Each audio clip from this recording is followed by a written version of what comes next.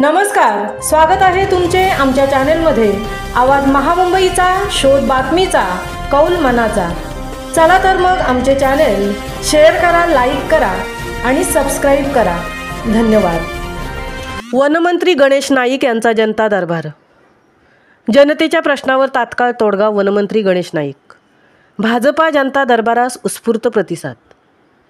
भाजपाच्या जनता दरबार या जनसेवा प्रधान उपक्रमाला आज नरीमन पॉइंट मुंबई येथील प्रदेश कार्यालयात उत्स्फूर्त प्रतिसाद लाभला।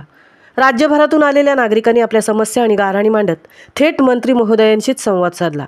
मंत्री महोदयांनी प्रत्येक निवेदन अत्यंत लक्षपूर्वक ऐकून घेतले आणि संबंधित विभागाशी संपर्क साधून अनेक तक्रारींच्या जागेवरच निराकरण केले।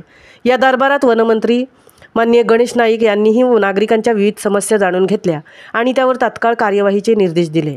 त्यांच्या कार्यपद्धतीचा विशेष उल्लेख करावा लागेल, कारण माननीय वनमंत्री गणेश नाईक यांच्या जनता दरबाराला नेहमी जनतेचा भरभरून प्रतिसाद मिळतो आणि त्यात आलेल्या बहुसंख्य कामांचे निपटारे ठोस स्वरूपात होतात।